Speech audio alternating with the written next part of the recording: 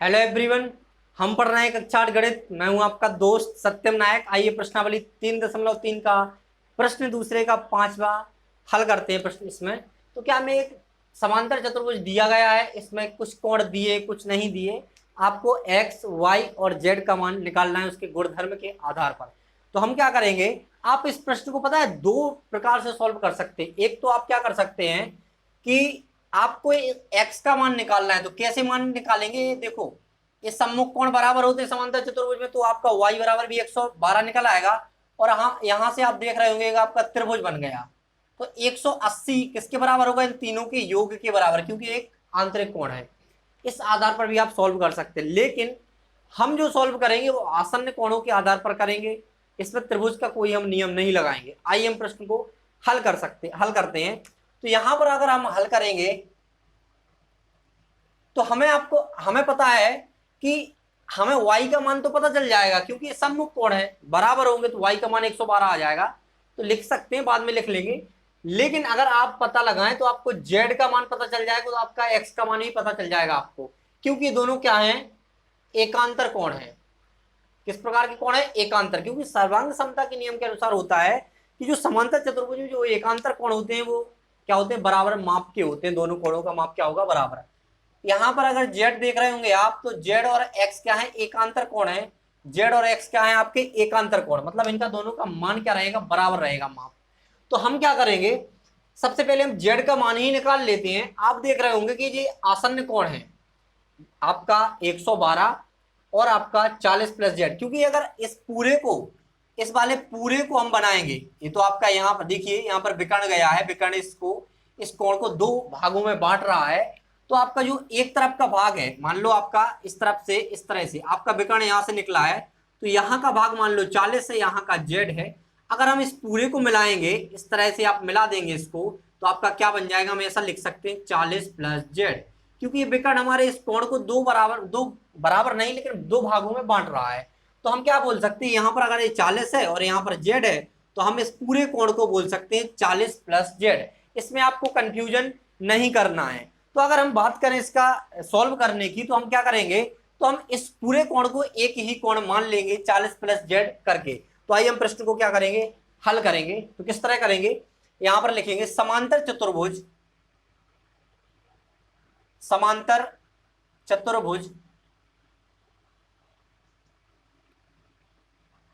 के आसन्न कोण कैसे होते हैं, समपूरक होते हैं। आपको ये लाइनें बराबर लिखनी पड़ेंगी जितने भी आप इसके सॉल्व करें, क्योंकि ये एक गुणधर्म है उसके समांतर चतुर्भुज के। तो समांतर चतुर्भुज के आसन्न कोण समपूरक होते हैं।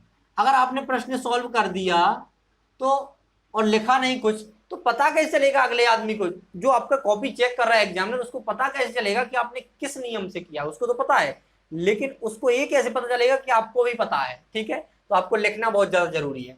तो समांतर चतुर्भुज के आसन्न कोण समपूरक होते हैं, हमें पता है। अब इसी आधार पर हम क्या कर सकते हैं, जो हमारा ये वाला कोण है, ये वाला पूरा कोण है, उसको क्या मानेंगे हम, 40 प्लस जेड। ये वाला कोण किसके बराबर हो, किसके संपूरक है, 112 के संपूरक है। और आपको पता है संपूरक जो कोण होते हैं, अगर उनको जोड़ा जाए तो वो 180 के बराबर होते हैं। तो हम यहां पर क्या करेंगे, अतः ये पूरा कोण क्या होगा, 40 प्लस जेड।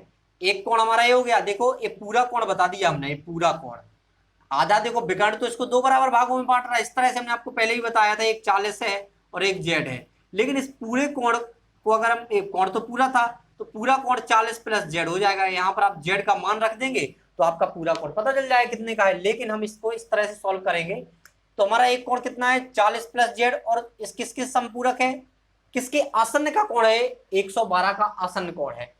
तो ये दोनों क्या होते हैं, आसन्न कोण संपूरक होते हैं। तो इनको हम जोड़ेंगे तो क्या होगा, 180 के बराबर हो जाएगा। तो हम अगर जब इसको सॉल्व करेंगे तो हमें क्या प्राप्त होगा, देखिए यहाँ पर 40 प्लस जेड प्लस 112 डिग्री बराबर 180। जब आप 112 प्लस 40 करेंगे तो आपको क्या प्राप्त होगा, 152। तो यहां पर हम लिखेंगे 152 प्लस जेड, यहाँ पर 112 40 कर दिया हमने, तो क्या हुआ, 112 प्लस 40 किया तो 152 प्राप्त हुआ, प्लस जेड रहेगा बराबर किसके, 180 के। यहां पर अगर आप z का मान निकालना चाहें तो आपको क्या प्राप्त होगा, z बराबर 180 माइनस 152, तो z बराबर हमें 28 डिग्री प्राप्त हो जाएगा। क्या होगा, 28 डिग्री प्राप्त हो जाएगा। अब आपको सबसे बड़ी प्रॉब्लम आपकी सॉल्व हो चुकी है, जो आपको सबसे बड़ी प्रॉब्लम थी इस प्रश्न की, कि आपको अगर z का मान पता चल जाएगा तो आपको x का मान पता चल जाएगा। तो हम यहां पर लिखेंगे क्या, समांतर चतुर्भुज, समांतर चतुर्भुज के एकांतर कोण कैसे होते हैं, बराबर माप के होते हैं। एकांतर कोण बराबर माप के होते हैं। कैसे होते हैं, एकांतर कोण समांतर चतुर्भुज में बराबर माप के होते हैं। तो जो z किसका एकांतर कोण है, x का। z और x कौन से कोण है, एकांतर कोण है, मतलब z बराबर x कर सकते हैं हम। अतः z बराबर x,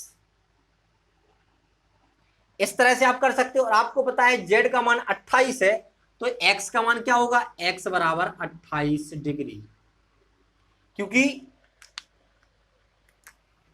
तब x बराबर 28 डिग्री लिख सकते इस तरह से।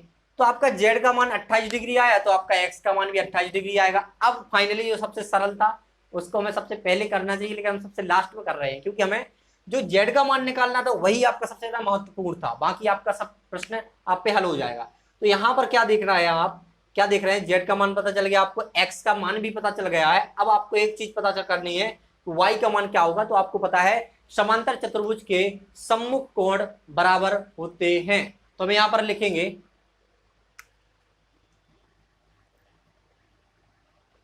समांतर चतुर्भुज के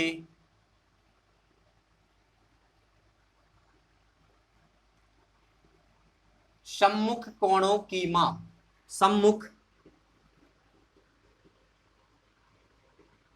कोणों की माप, एक सेकेंड, ओके ठीक है। समांतर चतुर्भुज के सम्मुख कोणों की माप क्या होती है, माप बराबर होती है। कैसी होती है भैया, बराबर होती है, ठीक है। तो यहां पर पता चल गया कि आपको जो समांतर चतुर्भुज के सम्मुख कोणों की माप क्या होती है, बराबर। मतलब हम कह सकते हैं कि जो 112 किसके सम्मुख है, y के, तो हम क्या मान सकते हैं, y बराबर 112। अतः y बराबर 112 डिग्री।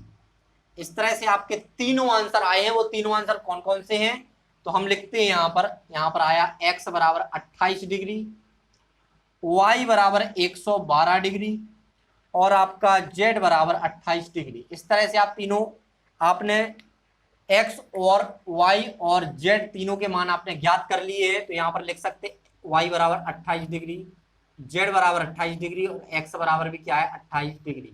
इस तरह से आप इस प्रश्न को हल कर सकते थे। अगर आप चाहते हैं कि हम इस प्रश्न का जो त्रिभुज वाला है, त्रिभुज के आधार पर कैसे सॉल्व करें, अगर वैसा आप चाहते हैं तो हम पार्ट 2 भी इसका प्रश्न का लेके आएंगे। तो आशा करते हैं आपको प्रश्न का हल समझ में आया होगा।